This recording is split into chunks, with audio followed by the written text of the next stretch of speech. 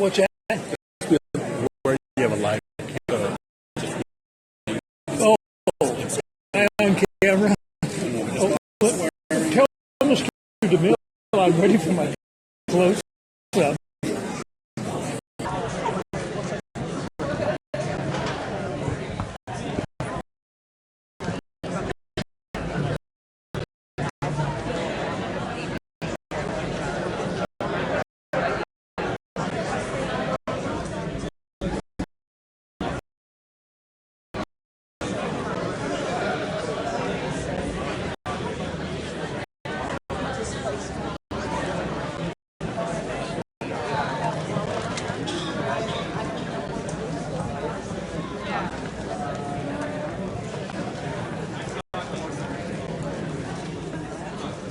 I'm told I can talk now. Wow, yeah, I can. Great. Hi. I am so excited to see you all. And I'm really excited that nobody has to sit on the floor, which means we got it right. My name is Audrey Cooper, and for the last month, I've been the editor-in-chief of the San Francisco Chronicle.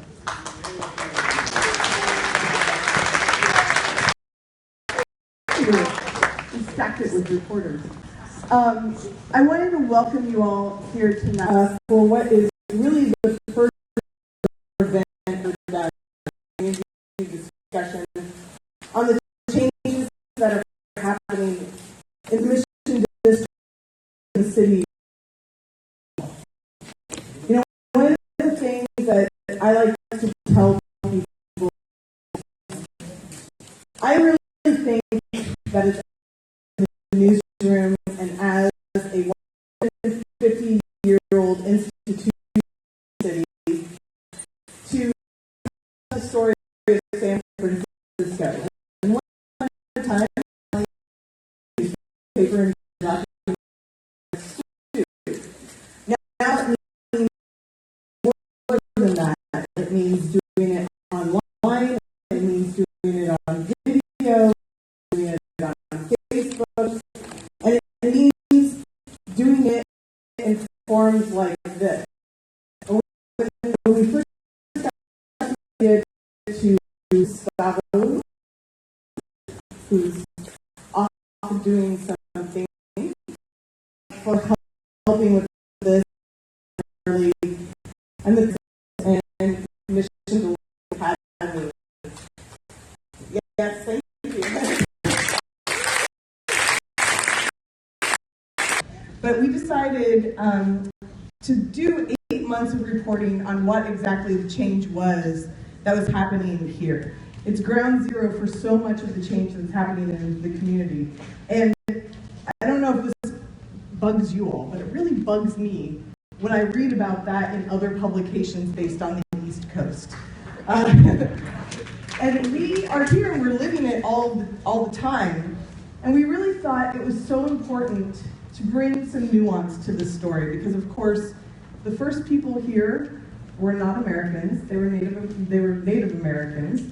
Then a new group of people came into the Mission District, and then a new group after that. And now we're seeing change yet again. And I think the thing that I really want everybody to get out of this is that change is constant, but if as a community we can discuss it in an intelligent and rational way, we're going to be better off for it. So this is what I hope is going to be the beginning of several conversations with this community and with the city at large, in the Bay Area and Northern California, about all of the issues that are affecting us. I wanted to talk a little bit about the first thing that we're going to show you tonight. Now, I mentioned this reporting project later. Those of you who don't, is a project to reporting in a purely digital way. But was our business, this is the idea.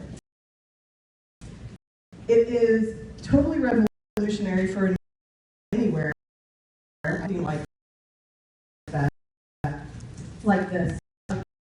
We mostly go to our website, which is Facts-Mission. See multimedia reporting, where we did everything from drone photography to a 22-minute documentary to interactive graphics to tell in a really immersive way the story that we're going to show you tonight. I want to thank also our show you the documentary. We're going to have what I'm sure discussion about some of the issues that are. I also want to really key people on is Maria.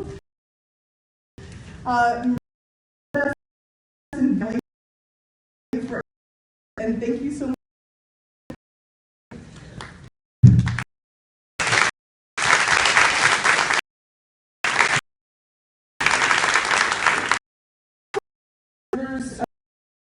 Stand up. I appreciate that. This live on our now, which is another experience going well. The newsroom can stand. People are.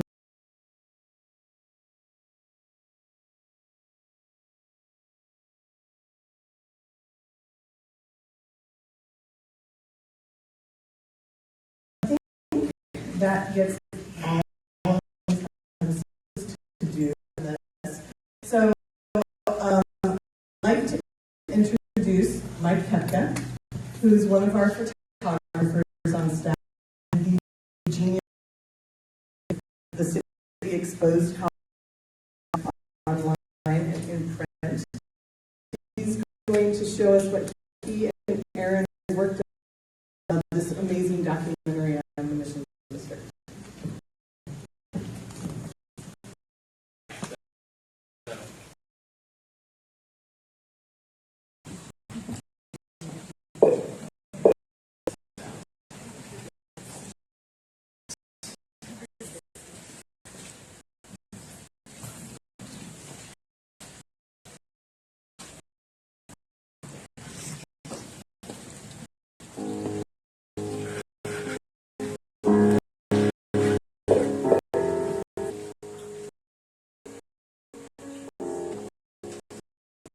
The story of belonging. Who belongs in the mission, and who does the mission belong to? Those oldest neighborhoods in its weathered waves of change over the centuries. But this wave, faster.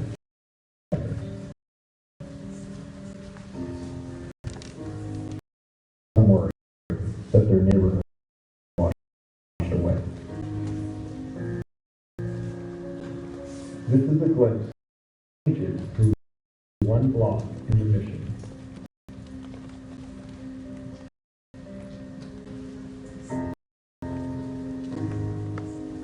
(24th Street) between Shotwell and Folsom.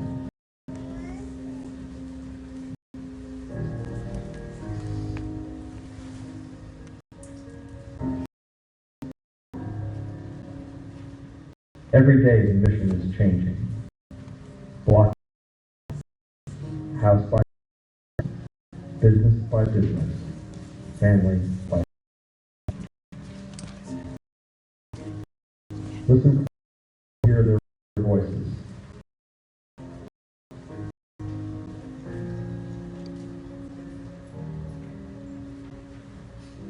Some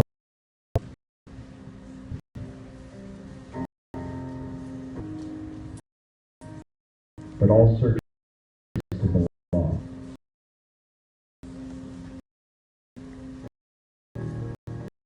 Drawn here because of the flat streets and sunny weather. It's also a cultural melting pot.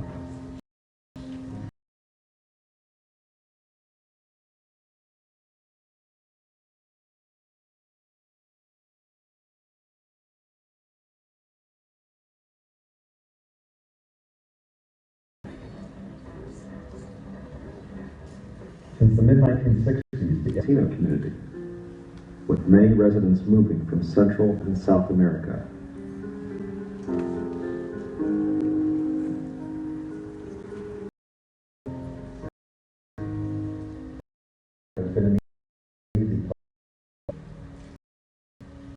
Yeah, it was a little bit dangerous.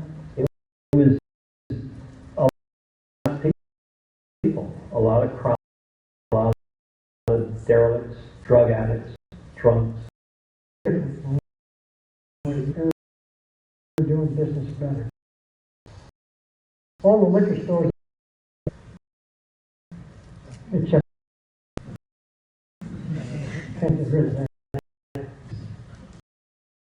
There was always a strong sense of community here.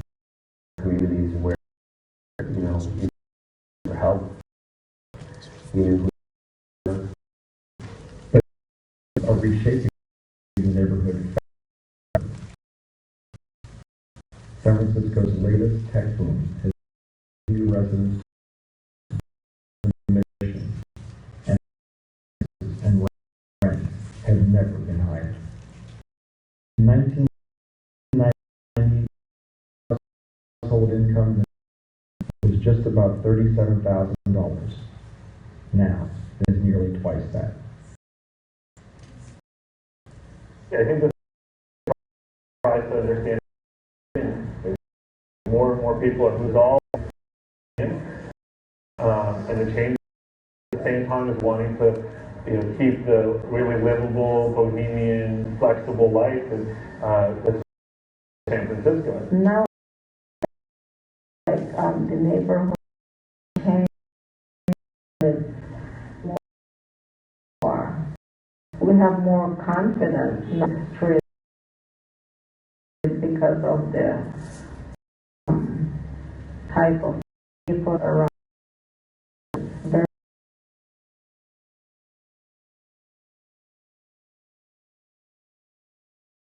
yes, perhaps I am prepared to pay slightly more than what was traditionally paid for properties in the Mission, but I'm creating opportunities for lots of people in the local area, not just one or two.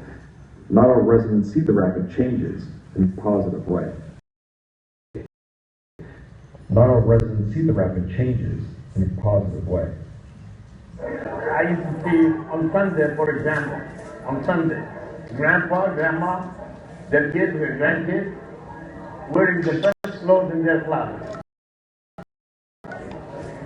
You get it? Holding hands, going to San Francisco Church.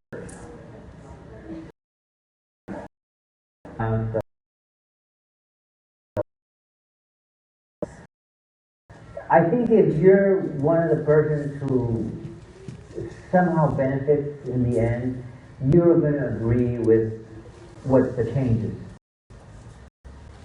because you're still there. And I think if you're not benefiting, well, you have a story to tell. Property values are going up. Really, really high. From 1990 to 2012, there has been an 11% decrease in the number of Hispanic residents. The club near 24th Street. For 2 decades, he has been working to preserve the neighborhood's Latino heritage. A lot of the old and new. I have folks coming from out of town who grew up in the neighborhood who haven't been back in a while, and they're shocked. Where's the Latino community? They're not here. This is a gold mine. People are coming from all over the country. San Francisco.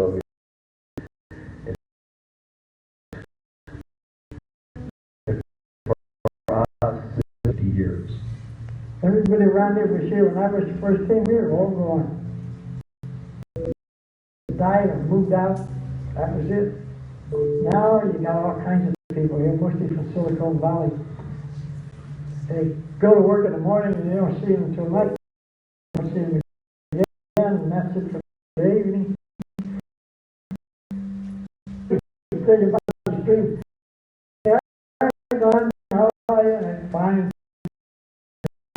Who's this guy? 750, no, 59. Because only one owner, I'm the second owner. My wife and I lived here, but she passed away, so that's gone now. It's 6 months now. We raised 6 kids here. 4 girls, 2 boys. I got some knowledge. Some real estate guy come around one day and money for it. I think he said it was 1.6 for it. And I said, no, not selling. Don't stay here.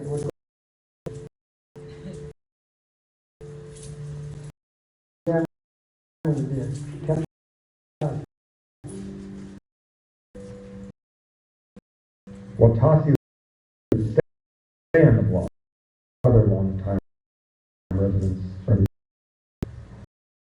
It was home. It was home for all. My mother saw the charm in it.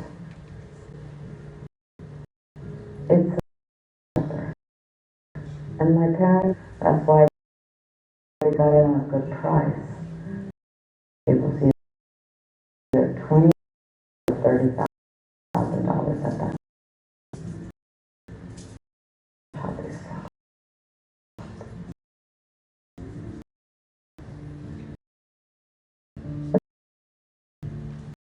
Were that except room, there were 2 or 3 bedrooms, dining room, bedrooms here, 4 twin beds there. First of all, it's just that I lived through it. Seeing my illnesses, it was painful. But don't leave me no more. Until to die. It hurt him all the way until he slept. My mother, she was in peace that she died in her own home with the whole.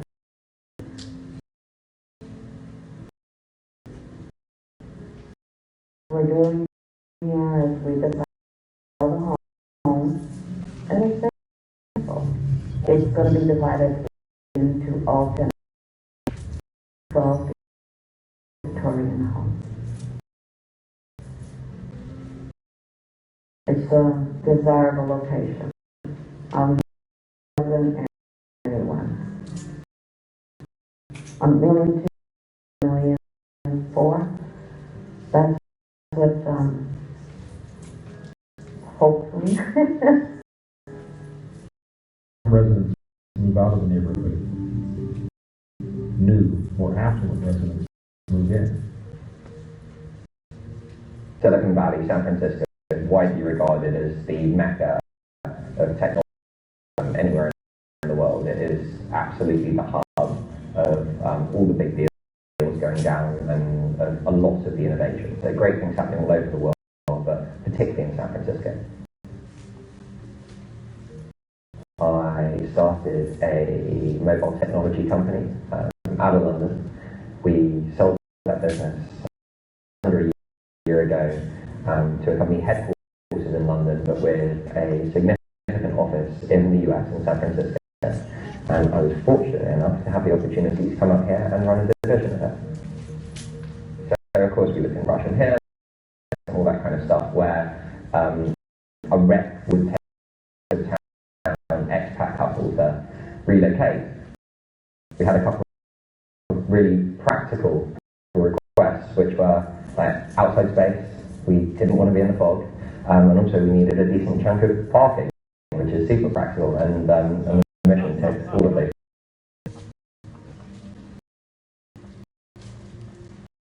You don't fit in here, if you're a young English couple and necessarily in the mission.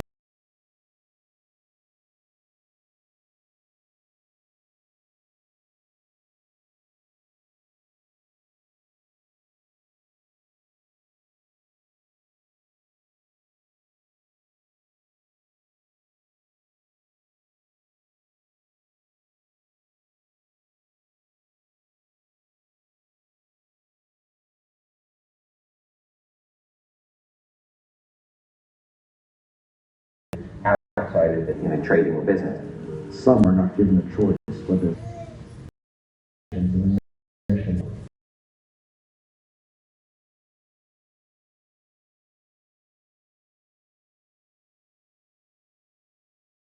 Okay. Third, the rent is very expensive. I don't want to go live somewhere else. All my life is here. Since I've come from El Salvador, I haven't gone to any other area.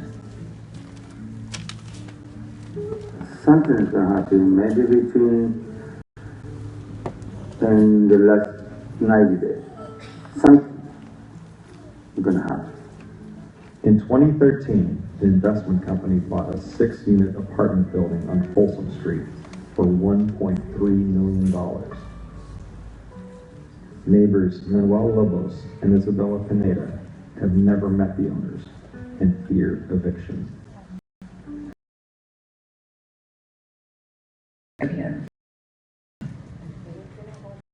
If they want to build, contact us.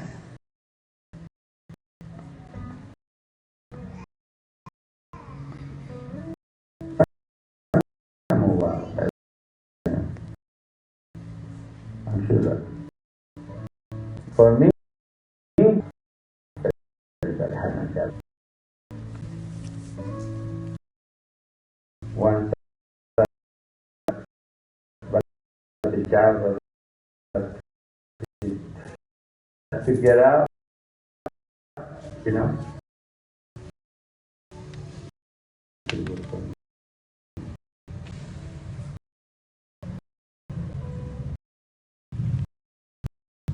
If they, I'm 50, I will live 10 years. The rent when I moved here was $400. Now it's $613.30.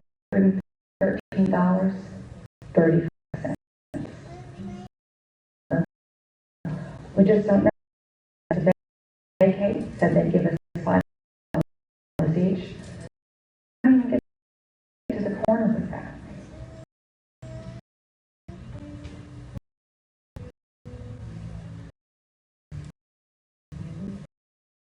What they do with the I pay the first month and the end of the last month.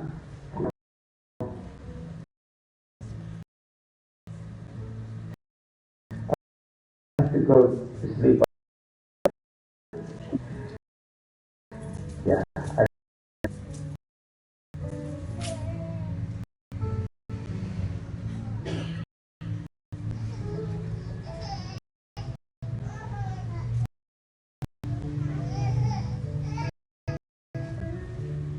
Dangle me. I'm scared because there are a lot of very ugly places. Where do I go? I don't want to leave.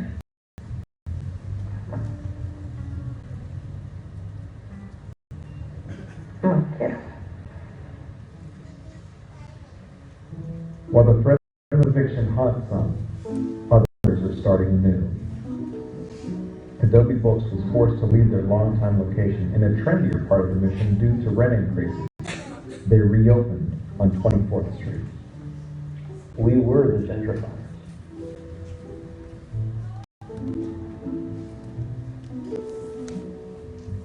In the end, we ended up looking like the victims of the gentrification.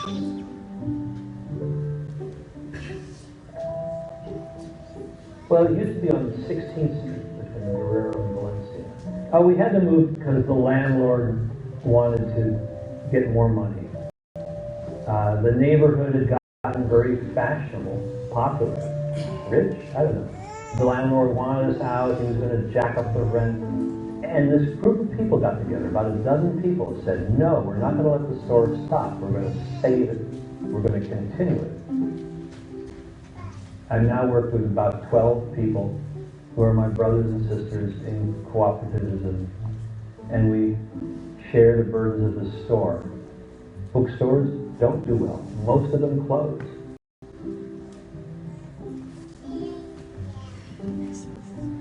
And while Adobe moved to 24th Street out of necessity, other business owners are attracted to the neighborhood's vibe.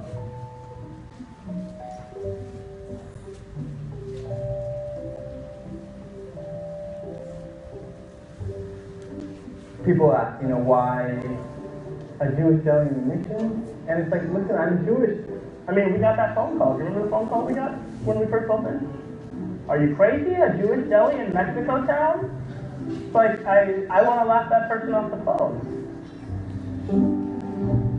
When we first moved in here, there were bars on the windows. First thing we did was take them off. Yeah, because I would rather be open and welcoming and have to deal with the repercussions of that than be closed off or board up our windows every night. That's not how I want to be. That's not how I perceive our business or our existence in this neighborhood. But some businesses have felt the strain to fit in. In many other neighborhoods, Yaron Milgram would have been lauded for his farm-to-table restaurants. But in the Mission, one of his establishments became a target. In 2013, a Latina resident claimed she and her family were denied service at Locals Corner because of her race. As a result, Milgram's businesses were vandalized 8 times over a period of 2 months. It's frustrating that we ended up, I think, being the target of a much larger issue, but I also think that more than my frustration about that is that it also doesn't lead to a real conversation about what to do. 25% of our staff is Latino. Every single day, Latinos coming to our restaurants. We're in a Latino neighborhood. We have Latinos at every level of our staff. When you're making a claim that we're systemically discriminating against an entire class of people, like, I can't participate in a conversation that's so outlandish. I hate seeing businesses close. I know how hard those business owners have worked every single day to keep the doors open. Neighborhood changing or not neighborhood changing, it's hard to make it in this city in the long run. I think that there's like a really common feeling along 24th Street. It's like really hoping the places that are here survive and continue to maintain each other and support each other.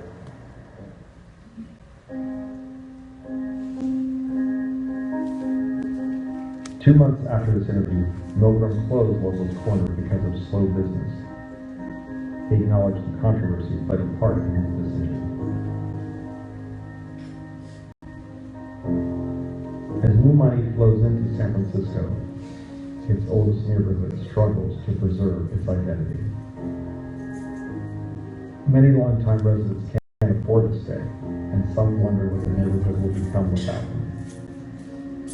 There's a lot of good folks, hardworking folks, from the neighborhood, like me, who wants to see the neighborhood, stay intact and improve at the same time. I mean, there's no stopping change. We live here, we shop here, it's our neighborhood.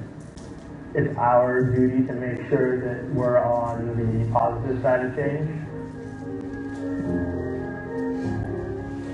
And actually, I see it as a massive opportunity, just like any growth area in the world, any kind of emerging territory, but this is just in a micro region. So my thing is, if I'm prepared to pay more for a coffee in the morning, then you should charge more for your coffee.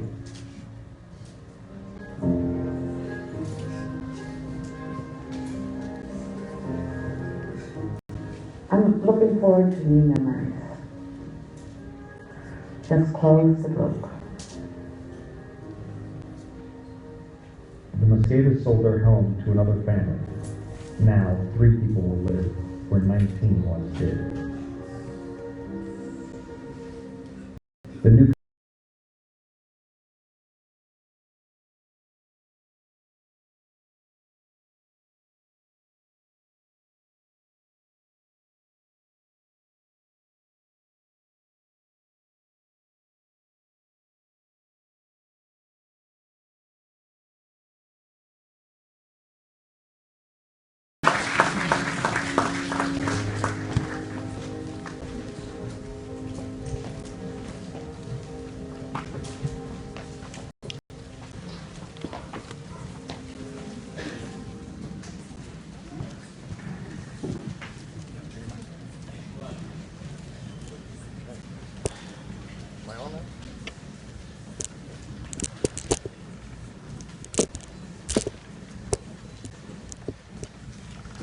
Mike, we up? Or am I?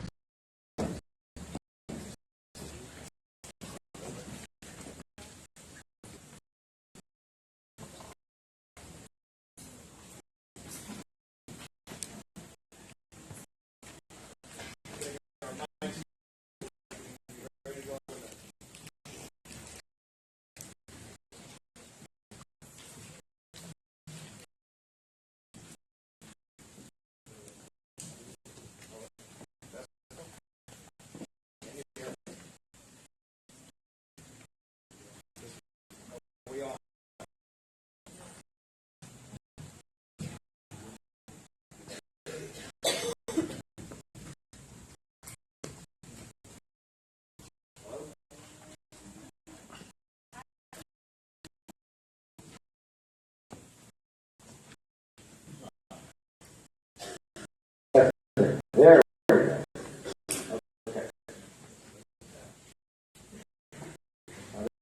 This is where I need everybody else to turn on their mics. Hello.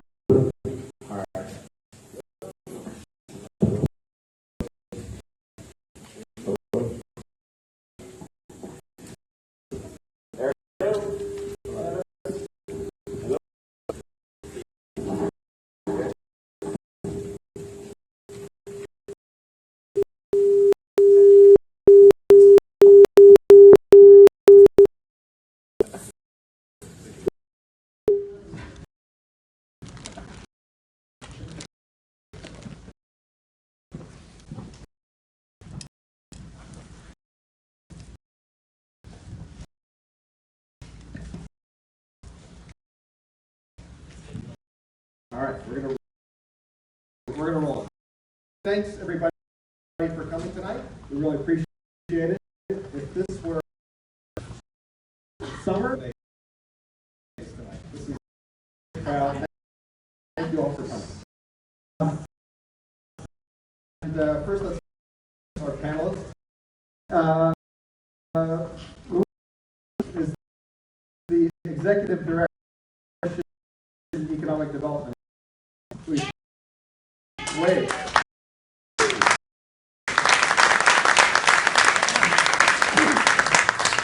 Eric Arguello is the president of the Calle 24 SF Latino Culture.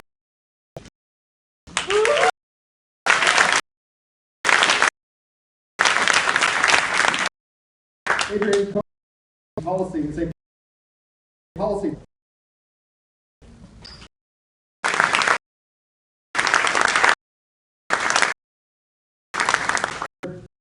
Project director and postdoc researcher at the Center for Community Innovation.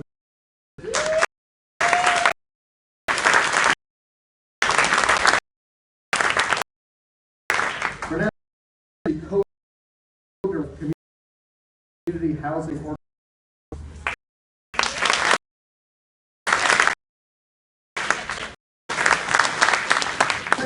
Thank you so much for being out here tonight. We appreciate your brain power and your passion on this topic.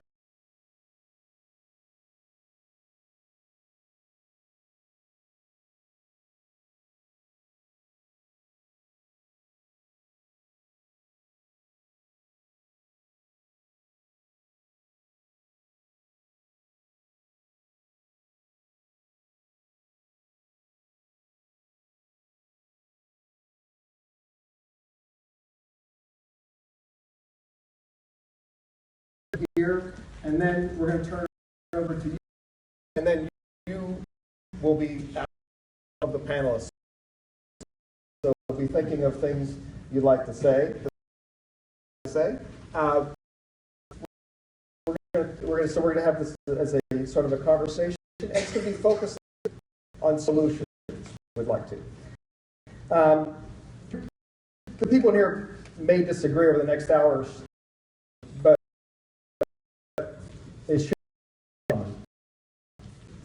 Everybody in this room is here because they're about this neighborhood, San Francisco. Tonight is simple. We want to talk about solutions because we raised our changing mission project. How can the city and the to protect the people and businesses what it is today? Acknowledging that changes happen at a rapid. What can be done in culture? Start with something that's happened recently. 24 group has proposed a temporary market rate housing stops. Eric, why don't you tell us a little bit and what you hope to accomplish from, and what do you hope that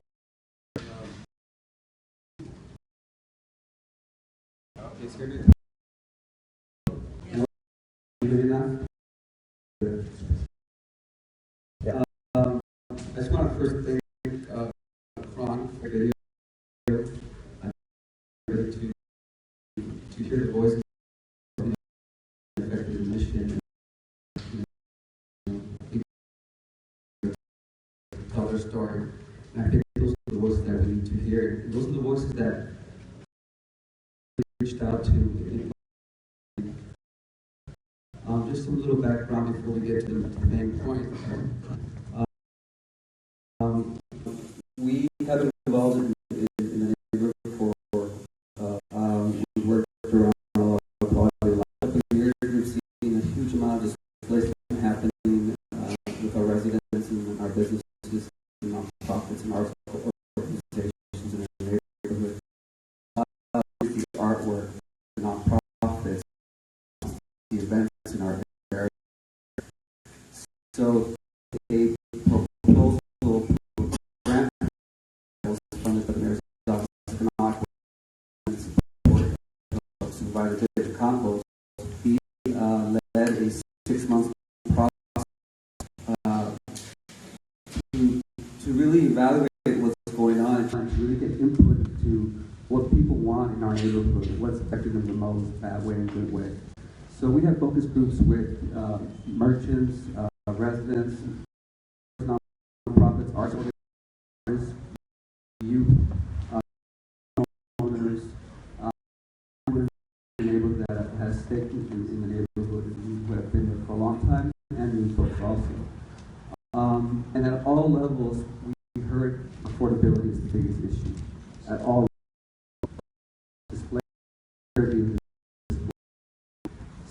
So we are creating a report that's going to lead our mission for the Latino Cultural District. One of the things that came out, of course, was land use and how can land use really help, the displacement. So we created a brainstorm. What solutions are out there? What can we do differently? One of the main things we found is that what's happening now, the way it is now, is not working. It is not working. The market rate housing in the neighborhood and the affordable being a market that has been affordable for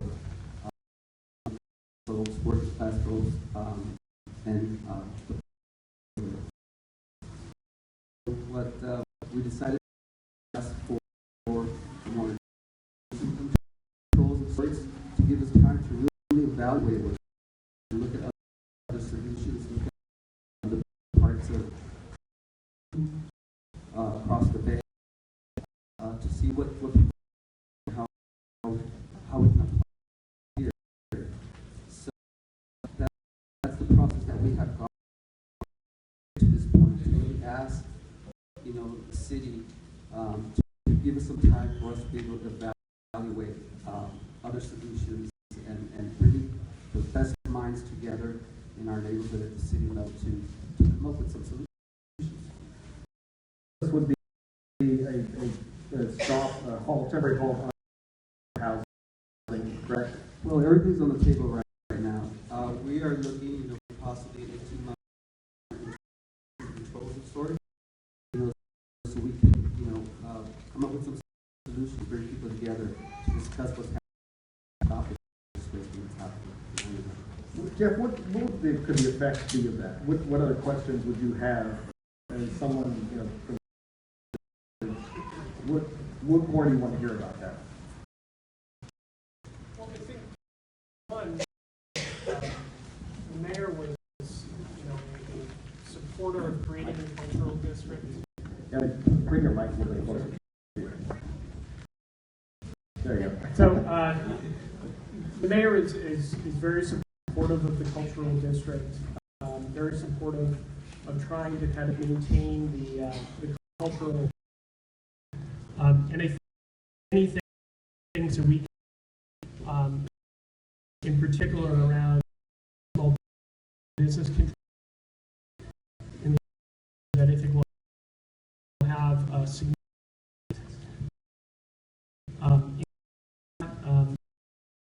Eric is the group to take a look at what has been done in for Japantown, the city. Is there and even attract is that are Latino in nature, or at the very least a population like that, which I think is an intriguing idea, but it opens up a lot of questions. When it comes to a moratorium, I think my is that the overwhelming majority of the mission is existing large controlled stock. And what at least from our work, the that create are very dangerous, that has ultimately been in place. Passage of the else to kind of look at going, basically finding seeing the difference between what and what the market is.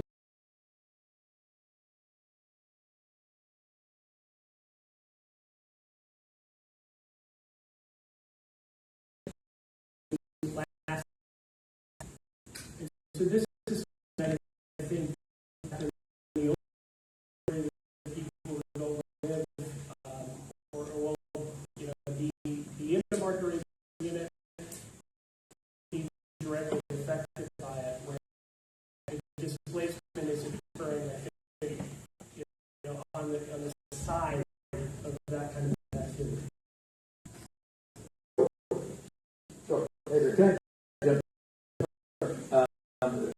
This will really be a regional perspective. This is we're up against San Francisco, Peninsula, San Jose last year created about 114,000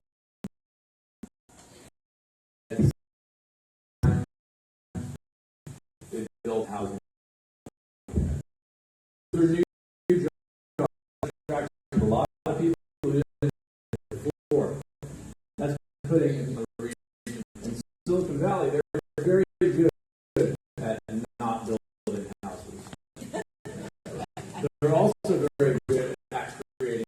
And this is creating a spillover housing supply. And away from Silicon, it's San Francisco zero. But it's actually out of seeing it.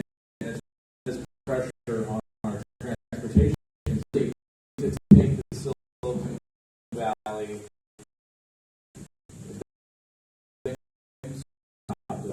If we do that, I think we're going to see gentrification on steroids here. Here in San Francisco, you're saying the rich neighborhood, and calling it home is the best neighborhood. This is a very special place. So we need to be thoughtful on what these do. A moratorium, like it's a good idea, but think about it. The mission is in a transportation corridor. We have 2 BART stations. That's one live here. The street for housing limit or housing zoning than Walnut Creek. So any place that this is, and if you look at the people done various studies about the effect of placement across the region. And the ripple effect is not just in Antioch, in Concord, in San Jose, the city is seeing it across what happened in this way. I think regionally is important. It does impact all of these issues. We're doing a study in Concord. We know that there's a spike in eviction. Landlords are telling us that we've evicted all of our low tenants, tenants because and we are making way to the left. wow. So it's happening in the Bay Area. So I think a moratorium, I think, the pressures are going to continue. And what we can do is not only, we have our strong being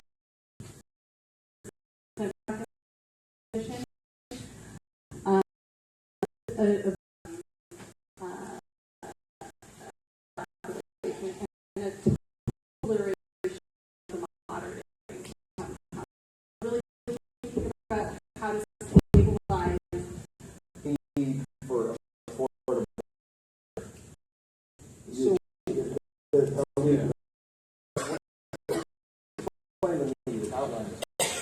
At first, I wanted to just quería saber si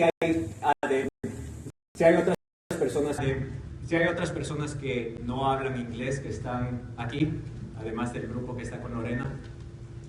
Es el único grupo. Okay, gracias. So we had a translation question. So if somebody's looking for translation, si alguien busca intérpretes, se los voy a mandar a ti, Lorena. So I think that one of the questions that I think, and Adrian raised this very well, the 114,000 jobs. Now there's 114,000 new jobs. Do you think the 114,000 new jobs are all high-end Google employees? So who here understands what the median income means? Median means what? What's median mean? Half the people make more, half the people make less, right? So we're only building luxury housing. We're not building any housing for the median and below. We're actually, in San Francisco, the market rate only goes for the top 12% of people here. So when Adrian says we're building 114,000 jobs, that means only the top 12% of those jobs can afford the housing. Everyone else is out of it. So if we build more for that 12%, you think we're going to build more housing for the bottom?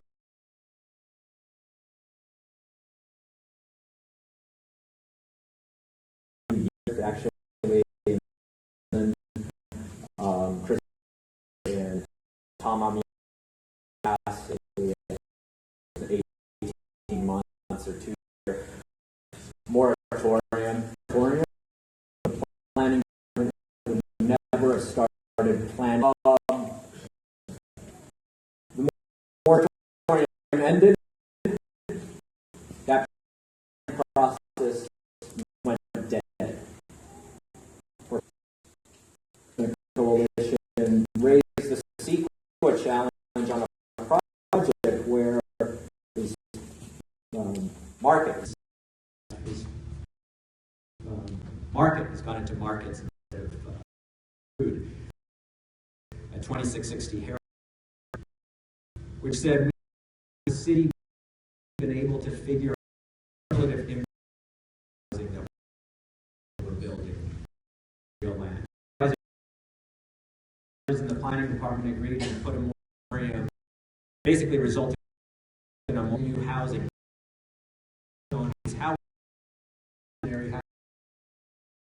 Housing, and that would not have happened without.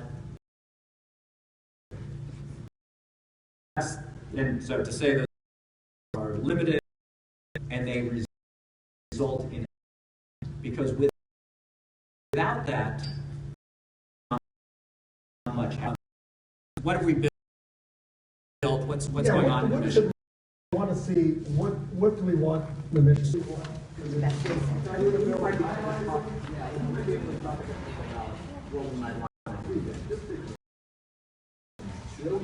Over the last 7-8 years, last 8 years, we have built an average of 31 affordable units in the Mission District over the last 8 years, and that's just because we built Mosaic, which is the project that's 19th and Alabama. 31 affordable units. Built 34 units for the next year.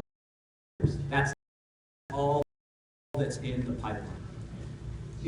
If you look at how this get Ellis acted and condo and demolished every year in the mission, it's a year. And that's now every other unit that's turned into a TIC and everything else that happens. Those are just the ones that we can formally count as this was a rent controlled unit that is gone forever as a rent controlled unit. 79. So you do the math. Freedom affordable units, we lose units every year. Where's this going? Right? If you look at, so maybe I'll just stop there and let others talk about what we can then do. And I think the fact that the market left to itself so far isn't doing it. Luis, what can we do? You've been around the neighborhood for years. You've seen the positives and negatives, and you brought a truck. It seems to me. This is my so listen, in the movie to me is that the trend is this trend is based on people who make $75,000 up and below. So if people are making $75,000 per household and below, this is the trend for you below 75, making up 5,000. This is a trend. The gains, like the gain, is on those making $100,000 and above per house.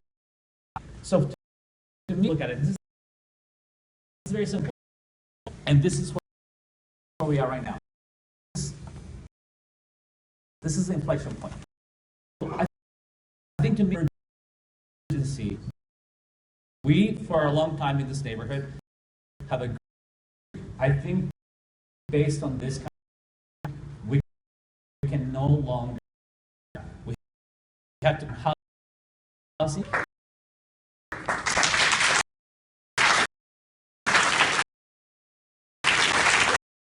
So, not only about housing that are being created, housing jobs, a lot of the technologies. I'm asking who are making 5,000, how people are having access to those jobs. The jobs are being created, but not being able to access them.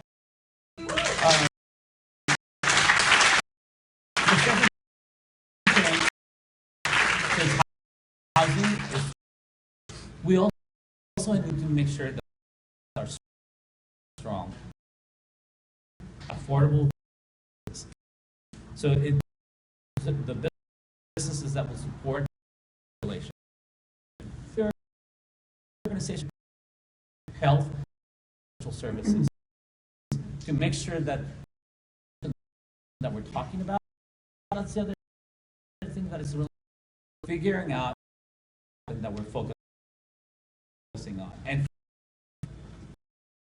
it's population who's making under 75,000, and to be more specific, like for me, the population that we're concerned about, like low in the mission, and so household income is 49,000. Means that this goes way. So we are no longer like low-income Latinos no longer being able to come into the neighborhood. There's evictions happening on an ongoing basis. So what I wanted to make sure that we pause here, make sure that we collectively have a sense of urgency to do something, and for this conversation to focus on what we collectively can do together to change this inflection point. What would it take to shift trend upward? And it's a very difficult to do because housing is very, but it's something that we can act. Mary, where do you see where some success stories in our mission story, we said, once that next back, is there what are some so places? Unfortunately, there are because it's a phenomenon, right? Low attractive and inner city attractive. More recently, so we haven't seen the where places have been successful. In part because they want to be successful, right? They want to see higher income people moving in, and so they encourage it through all sorts of ways. I think it's important to note, and I think the city of San Francisco, especially the area, it does more than an area except for and in all across the country. So a lot is going on. Our city expert here to tell us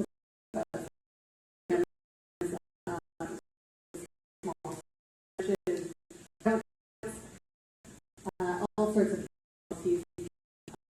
One for instance, in Chinatown. Right? So very similar financial district is the same pressures and has been able to see population activism, land use control, so controls with zoning, and the fact there maybe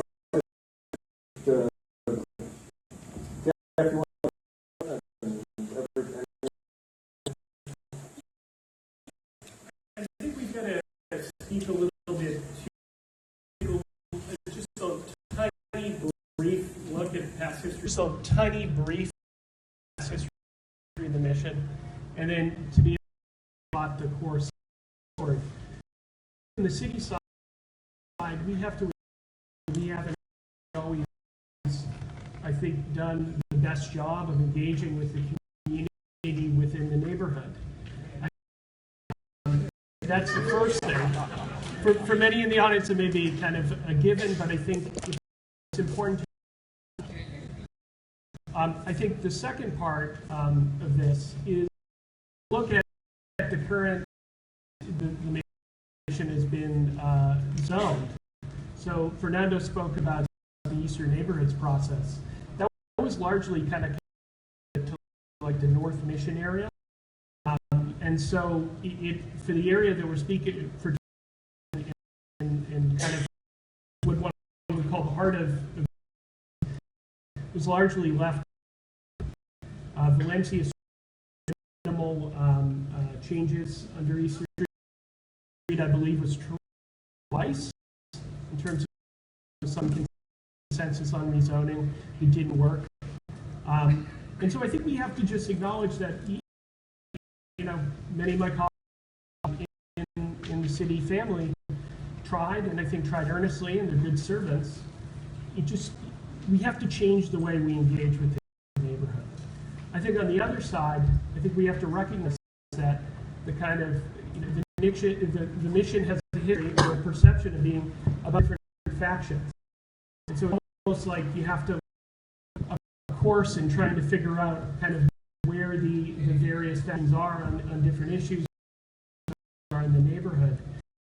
Like Luis was speaking to, I think we have to recognize when we're at a point of time where we have to act dramatically, and we have to act in a real way.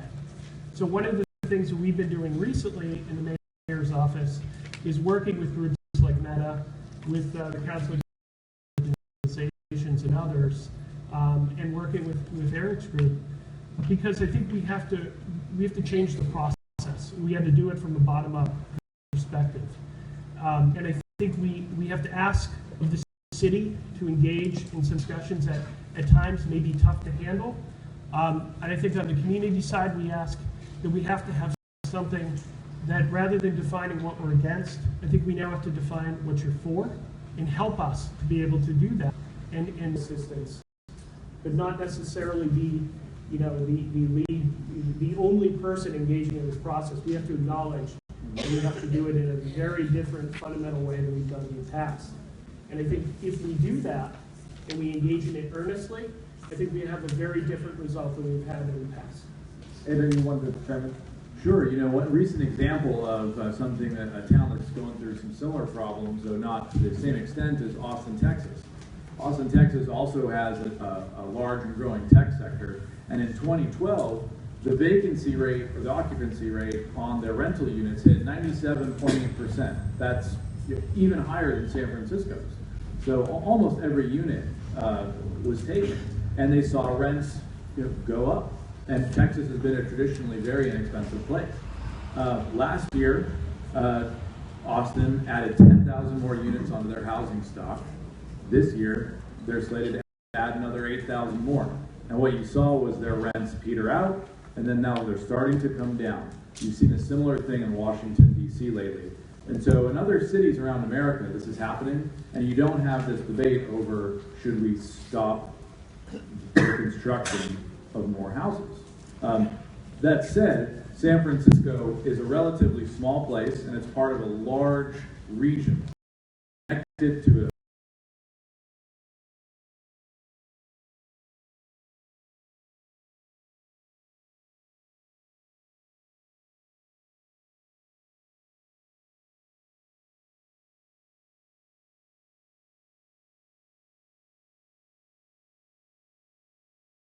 area, and I don't think any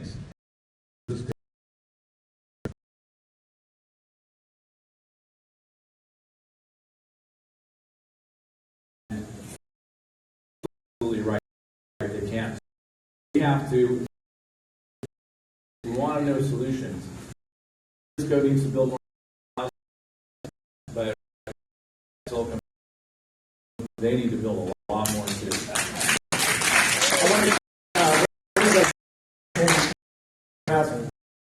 One more 30-second response, and then we'll go to get some audience questions. How would you define success in doing with these goals we wanted to talk about earlier? Define success. Who wants to take that on in a quick Eric, go ahead. I think it's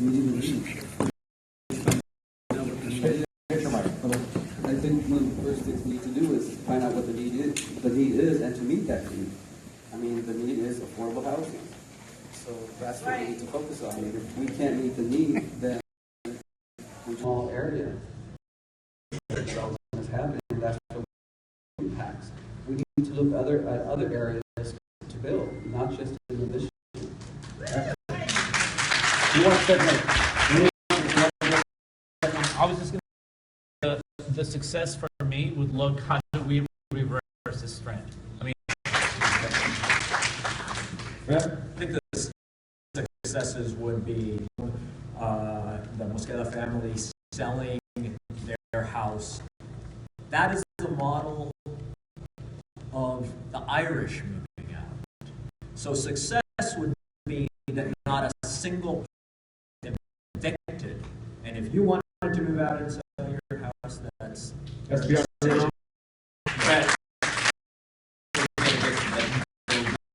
no spec, and that we would build housing that is in balance with the incomes of the job growth.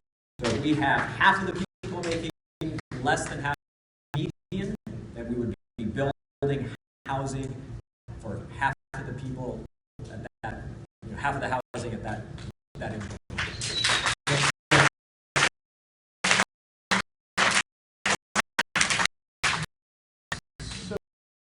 In order to, I think, keep the city vibrant, the number one thing I think San Francisco has to do for the mission, it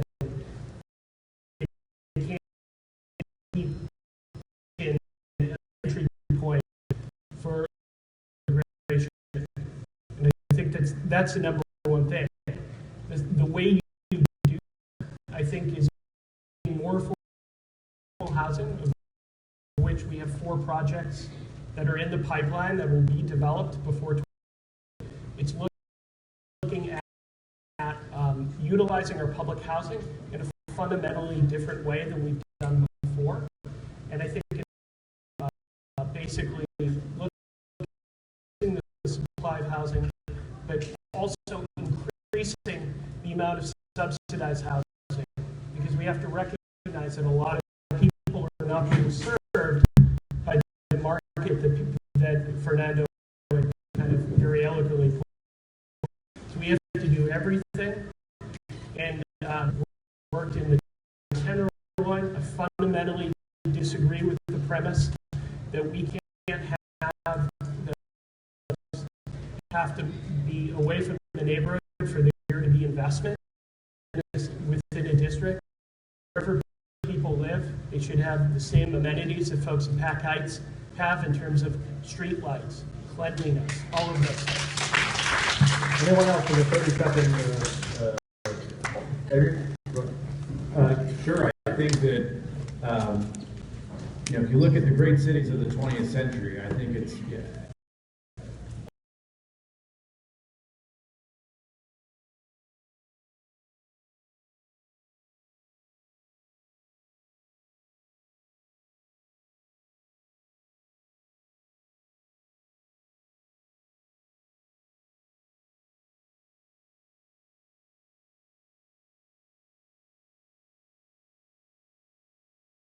I would see success as creating a permanent fund to stabilize the mission. Before we go to we have Fresh from the Board of Supervisors. Supervisor Campos, the supervisor for the district, and he's going to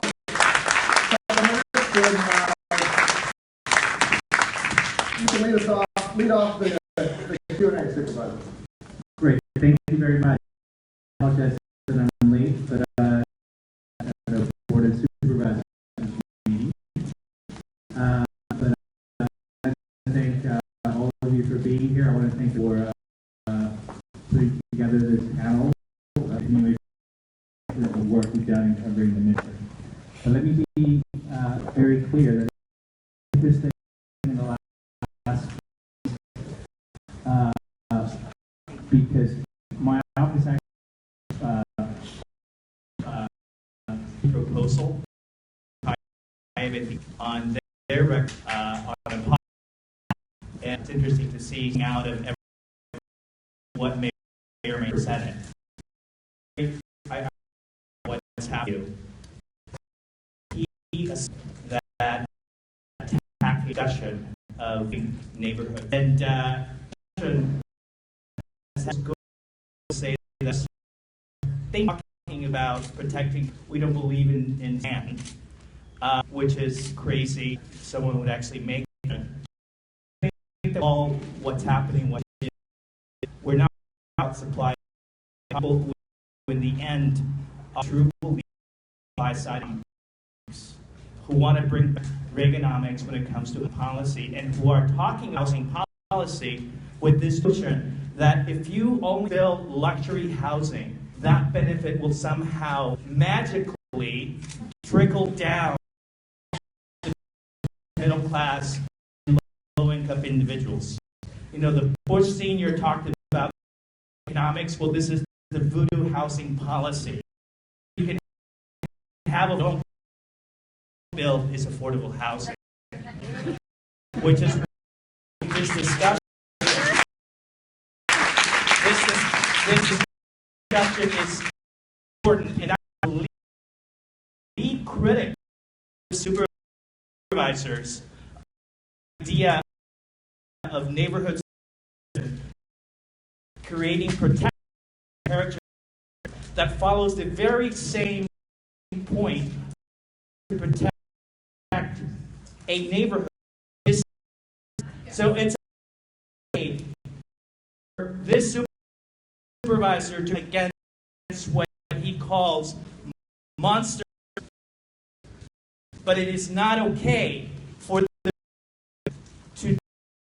to have its own set of protections against what they believe also monster. You know, you can't.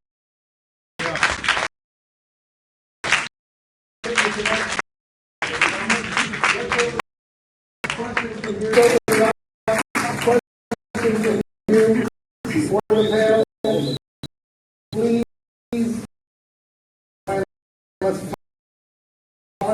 there, and raise your hand, and they will come to you.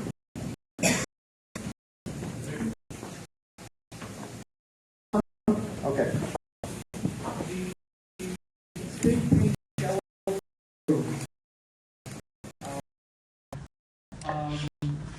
As long as there is a speculative side, speculative rent and property without any, everyone just which is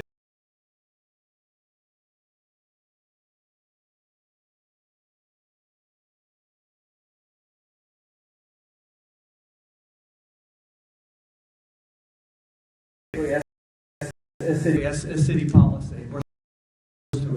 Panel, what's the regulation? So who? Okay. Yeah. Mission District to fight off an Ellis Act and turn his home affordable housing that he will live in, somebody else will move in, and continue to be permanently affordable in those 4 units.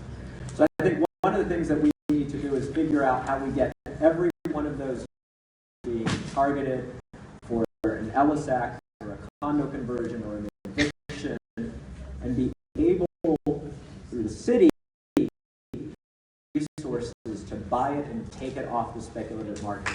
Because it's just, even though my organization represents primarily affordable housing developers who are those who are building new production of affordable housing, what you said is, just building new affordable housing isn't enough if at the same time you're losing what you've got. So the more we can buy those buildings and take them off the market. Right now the city has a $3 million fund. It's just starting to take off to buy those buildings. We need to grow that. I don't know, Jeff, you throw in. Yeah, Jeff, is that doable? I mean, you have $3 million. That's about 1.5 houses in the neighborhood. Give me a building. So in the case of Benito, for example, I think a couple points I need to put out there. So the mayor a couple of years ago tripled the amount of LSAC defense funding that was available for tenants who experience in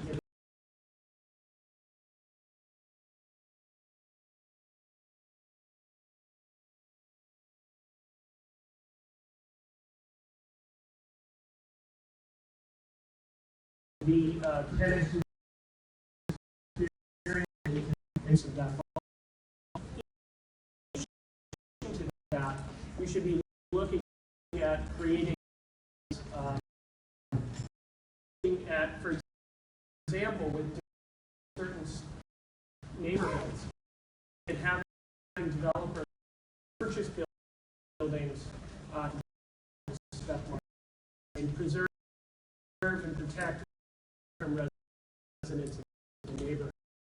And so it's not approaches. In addition, making sure that people in languages to be able to have access to eviction protection. Right. Let's go over here. Sir, are you ready?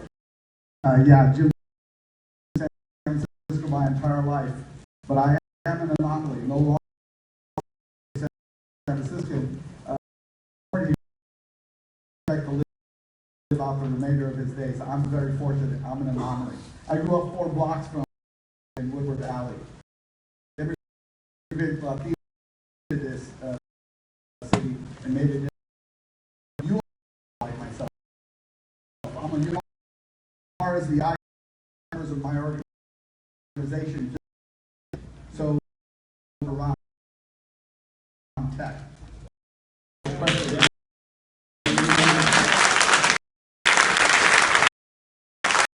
So you all need us. We're watching. So let me say this. So I also served on my commission, so I know what this issue is. Let me just ask for the part of the city family to describe what the in lieu fee. That's where the Y in the road came here, and that's why we're losing ground here, because the in lieu fees were actually created so that the developer didn't have to, and please know that the representative, the political liaison for the carpenters and the marketing representative for the carpenters union, I dealt with every developer in this city. And so I'm going to use one Rincon Hill, a $480 million project. That developer from up met with me. No Chris Daly bill here, but why? When my money is in arms anywhere in here and go through this process, apart. Because that up, but here's where the issue on the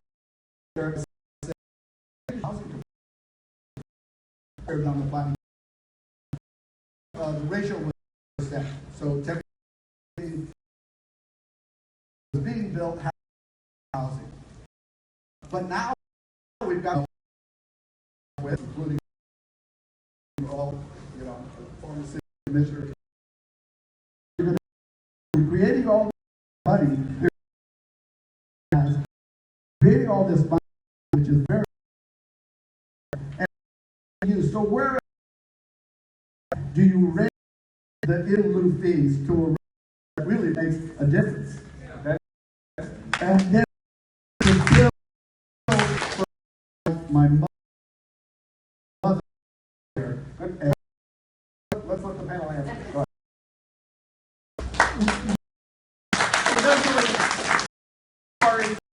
And I'm going to look at already there. Yeah. And so in case I'm wrong, in lieu fee 31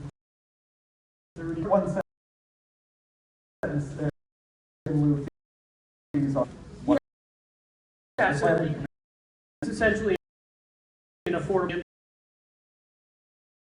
market rate to have all surrounding areas. So create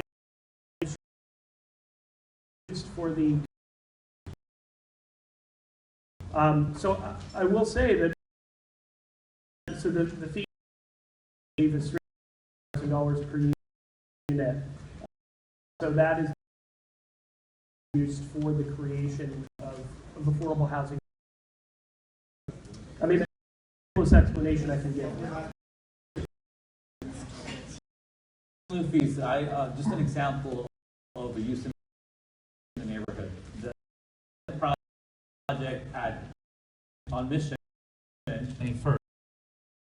first. So if you market those units that were the total value would have been 15 constant. Developer 5, and so we're letting them capture the benefit, but not capture the benefit to the community.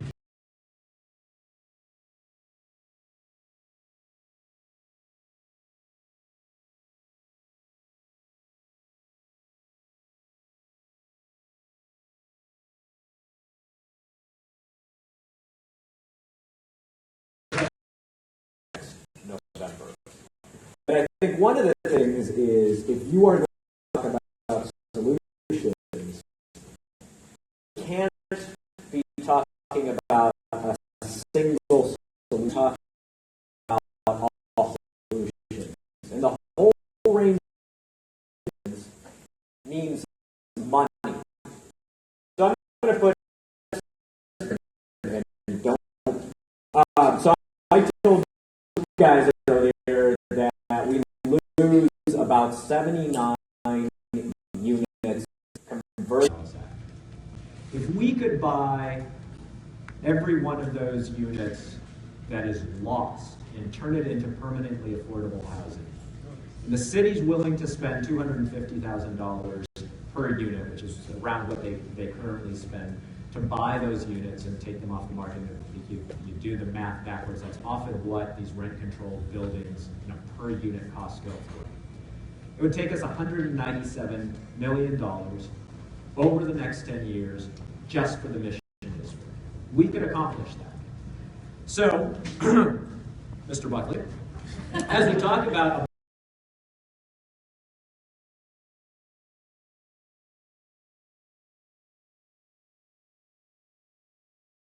are paid by developers, jobs housing linkage, which is a fee that hasn't been updated since 1995. And it relates back to what Adrian was talking about. We're creating businesses, creating jobs should pay to a certain amount to house those folks, and that's what we do in the city. We just haven't updated this. We need to look at that whole range of things. What about the hotel taxes from short-term rentals? And how are we going to get to a size that's large enough to deal with that loss, just that loss of those 79 rent-controlled units that we lose every year? Good point. To the back. Question. Let's try to get to. We want to get questions as possible. For you guys. I'm sorry, ma'am. I'm sick. I deal with a lot of asthma, so I'm having a lot of problems talking. But my question for you guys is this: everything sounds beautiful, perfect, but on my position as an immigrant with the little English I have, your jobs don't apply to me. Second, affordable housing. I've been applying for affordable housing for 11 years. It's not that you tell me there is affordable housing for you who make less than $23,000 a year and not educated. Okay? It's not that I don't have a degree. I'm a single mother. Every time I either don't make enough or I overqualify, so I need to be on the street and be a homeless to get a house. It's not that tomorrow I'm going to go and you're gonna give me a house. I've been waiting for 11 years, and I can count with my toe fingers every single place that I have applied. Ocean, Chinatown, Ocean, Valencia Gardens. You know what? Why? I have the right to have a decent place and being able to send her to school so she won't live. I live infested with mice. I have asked want to come to my place because I was my job won't do money. Reality. And I represent many Latino women, single women, more than one. There is no. I've been waiting for 11. Where is my chance?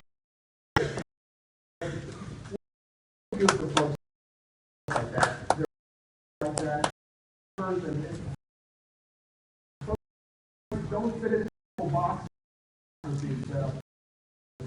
Wait for them.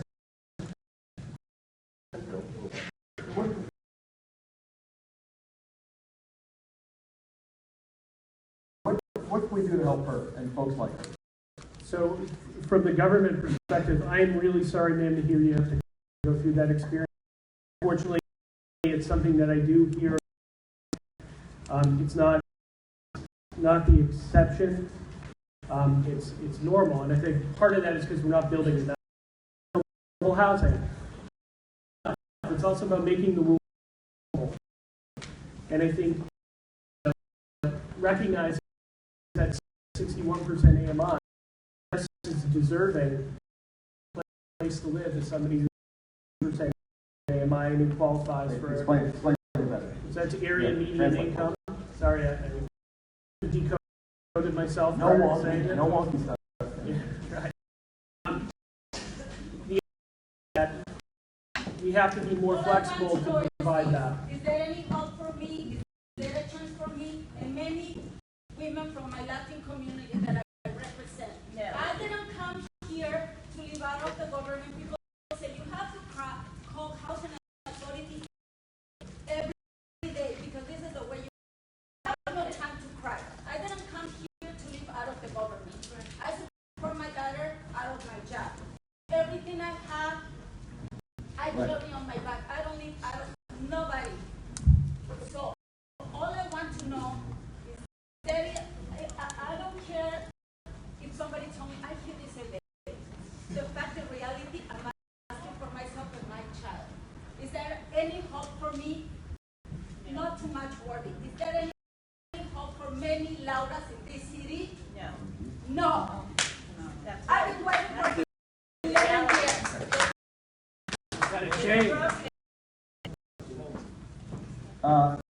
Next question right here. Hi, my name is Rosabella Sapon, and I also grew up here in the Mission District. And I'm 68 years old, and I am tired of hearing everything we've heard today. It's all great, it's all, but it hasn't happened.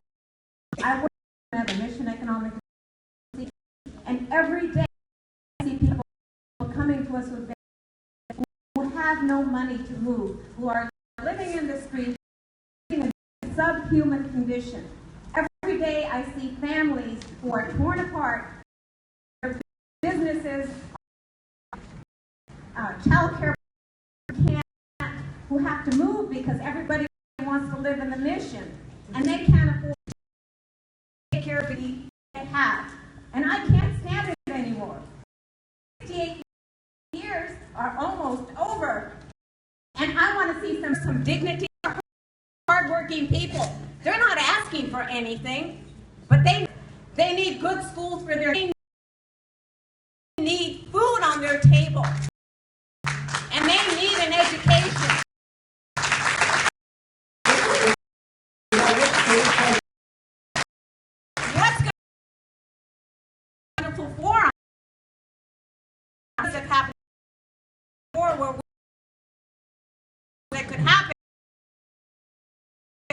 and nothing has happened.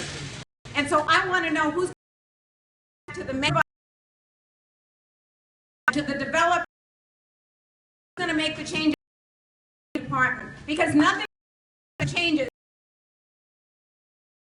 Sees that it's all late for people here.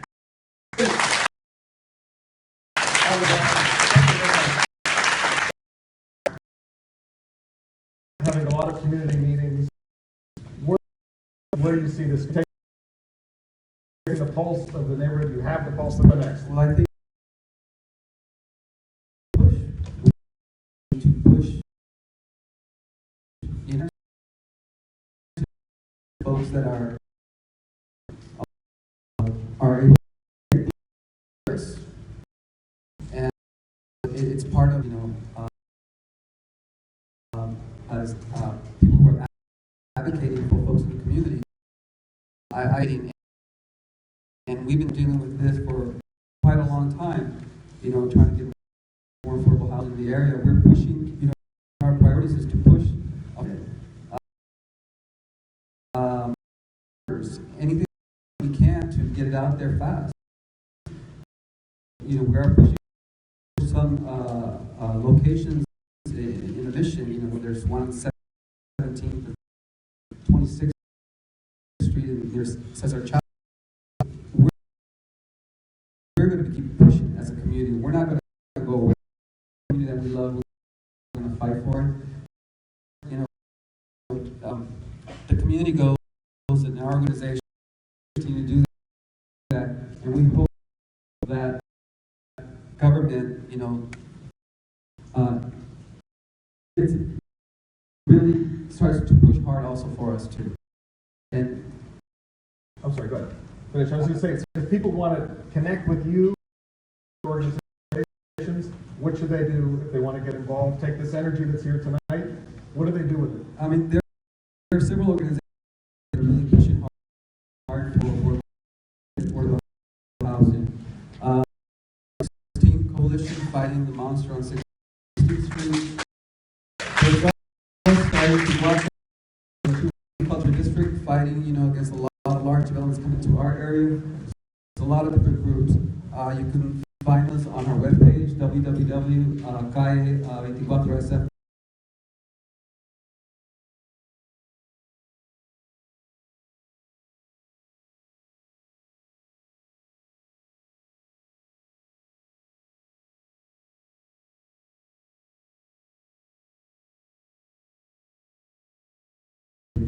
Luis.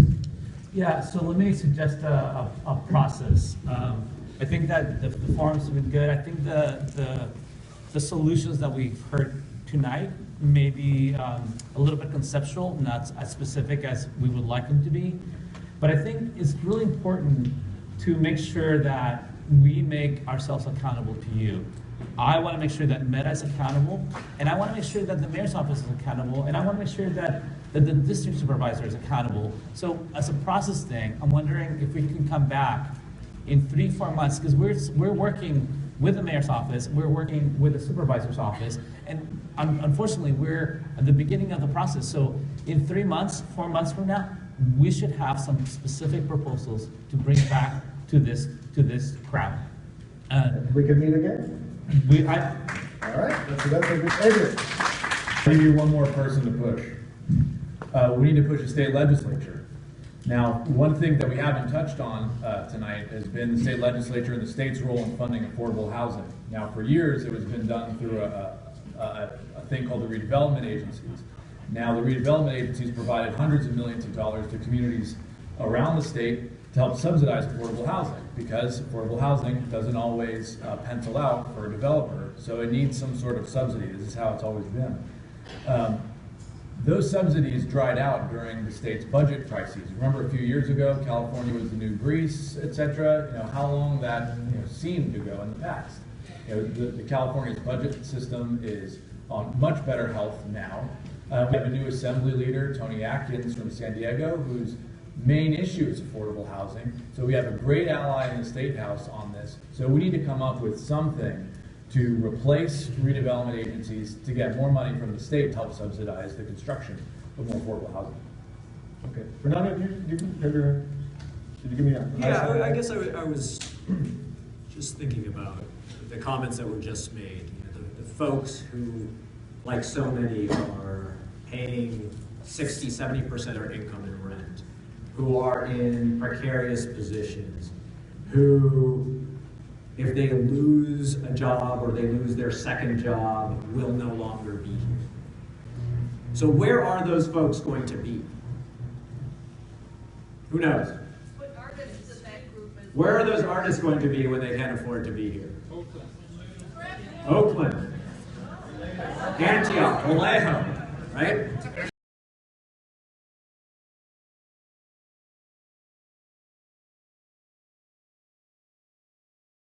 Says those people live in Antioch. You belong in Antioch. That is what the market right now is telling all of us. What it's telling all of us is that if you don't make, or you're not in that top 12%, you can't afford what it's providing you, right? So that is why I think we're feeling so daunted by the problem. And what it means is that we have to think really big, and that the commitments that we're asking the mayor, that we're asking the supervisor, are to think really big, and that, you know, as Adrian said, it's got to be at the state, it's got to be at the region. So what I would ask, you know, the politicians is, where are you on Prop 13 reform in 2016, right? Where are you in talking about the region sharing tax wealth across the region and forcing every municipality to build the affordable housing that they need to build because they're building those jobs, right? We have, you know, the politicians, they all sit on these ABAG boards at the Bay Area regional governance thing, and they have no money, the suburbs have more votes, and nothing ever happens, right? We have to think, re-transform that. And part of what made me, I heard that this guy Adrian had been added to the panel. Who's this guy Adrian? Oh, he worked this thing for a constitutional convention to, you know, redo. We need something around region, make sure that we're things on a regional basis. But where our power is, where Mayor Lee's power is, and where David Campos' power is right here in San Francisco. So we have to start with those really local solutions and grow out, right? And what are those really local solutions? Well, so right now in the Mission District, if you look at what's in the pipeline, 7% of what's in the pipeline is scheduled to be affordable. The other 93% is market rate. What's that mean? So you guys know 19th and Valencia, the last project that got built, and you bought the corner unit at the top. You remember how much that one went for? I thought it was closer to $1 million. But yeah. So we're talking $2 million units on Valencia 19. Corner top was $2 million. So what if we built a unit of market rate housing? We built one affordable unit. Go back to the median, right? Half the people make more than the median, half the people make less. Okay? Now those numbers would, you know, might blow our city. So, you know, we got to get there in increments, but the numbers that we got to start talking about. How are we going to get there? And that the challenge to the mayor and the board of supervisors is to start talking about revenue, and then to start talking about how we talk about revenue regionally, and how we start talking to the state to change Prop 13 so that all those commercial developers aren't getting out of it, right? We're going to go to one last question. Ben in the back. I'm heartened that you, sir, have hit the nail on the head. Funding should be coming, and if this is the big elephant in the room that nobody's addressing, we need more funding for those that are building market rate housing. And I know that politics runs on money and they fund campaigns. It's time that the supervisors, the mayor, and the politicians fish or cut bait. No more lip service, and we need to do it now. One of the issues on Prop B that you're developing, I heard you pay very close attention, and that's why I'm here. I am going to be a retiree for the city and county of San Francisco. The mayor is looking into borrowing from the retiree fund. And remember, I'm just a secretary. I don't make over $140 a year. That retirement fund to serve the mission where I was born. Please do not raise the fund, the retirement fund, to $100 million. $100 million, that's on the retirement fund.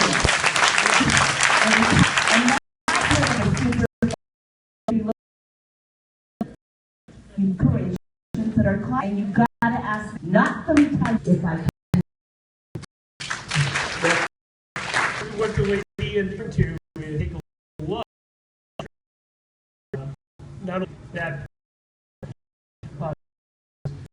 first time home buyers. I just want to also point out that when they looked at those loans, what they recognized is they actually got a higher return than on they would have gotten for.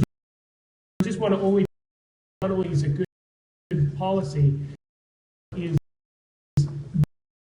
is a higher return than other. The devil is in. All right. Audrey, want to wrap this up? I just want to know on the subject of the Carlin.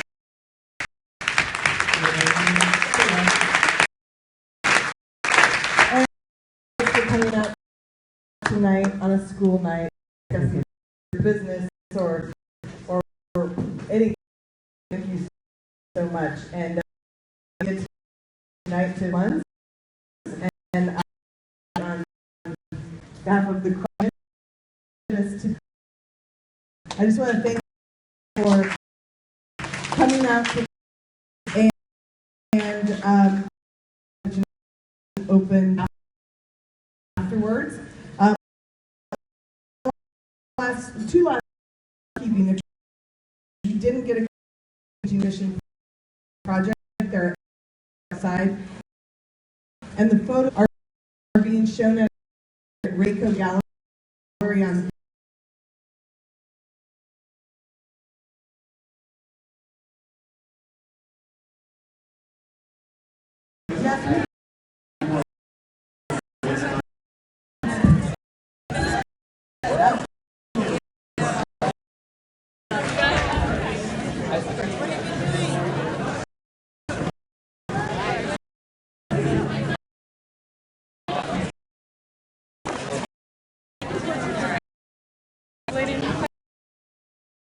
I'm so glad. My name's Lisa. Thank you.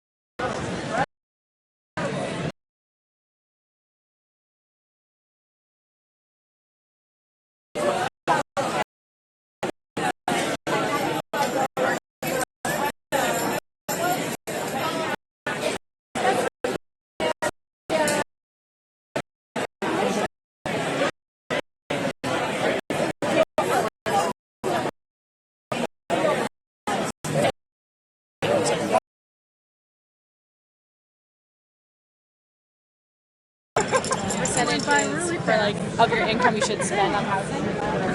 You did great. You did great. I know we got some stuff. I don't know what they were. We got a mugshot of everybody in the field now. I'm like, yeah, I know. I'm like, there's something to talk about. You did good. I want to take a picture with you. There you are. I want to right up there. Oh no! Why don't I talk to Patricia? Let's do it at the mission. On mission. Yeah, because the children of these families go to that